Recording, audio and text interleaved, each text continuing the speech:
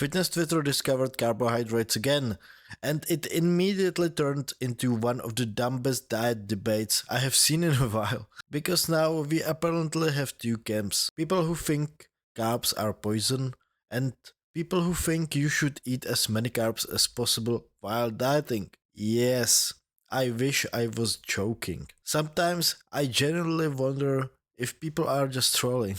So this whole debate started with this tweet: "You should be eating as many carbs as possible while trying to lose weight." As many as possible. That's bold energy. Because if that was actually the secret to fat loss, competitive pancake eaters would all look like the fitness models.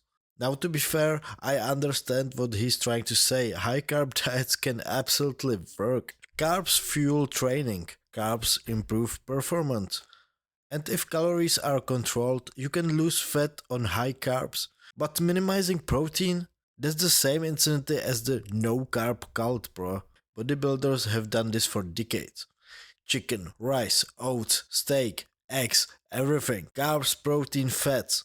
But Twitter nutrition never stops at reasonable, it always becomes a religion. Then someone proudly posts this as their cutting edge diet: banana, jam, maple syrup, intra workout carbs, 300 grams of carbs while dieting. Next step is cutting on Coca-Cola and Skittles, right? Macros, 100% vibes.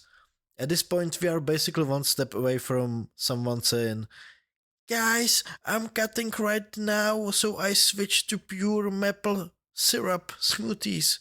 I know this probably sounds amazing to your local broccoli head fitness group.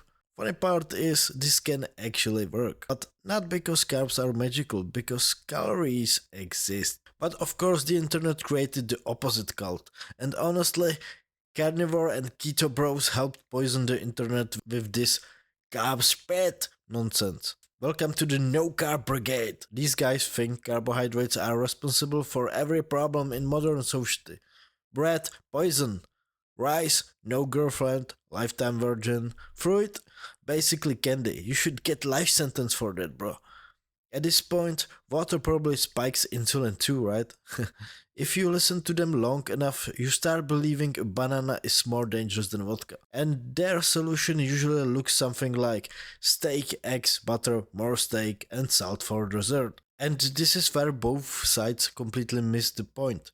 Fat loss mostly comes down to calorie deficit. Macros matter, but mostly for better body composition, performance, recovery, and diet adherence. Some people diet better with more carbs, some people diet better with fewer carbs. But saying, "eat as many carbs as possible" or "never eat carbs" is basically the same level of stupidity. It's ideology instead of nutrition, guys. Like what? Best solution is somewhere in the middle. Enough protein, some carbs for training, some fats for hormones, a balanced diet.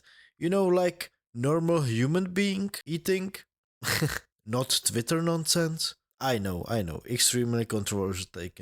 The internet loves turning simple ideas into extreme religions. Low carb becomes a cult, high carb becomes a cult. Meanwhile, bodybuilders have been eating protein and carbs together for decades.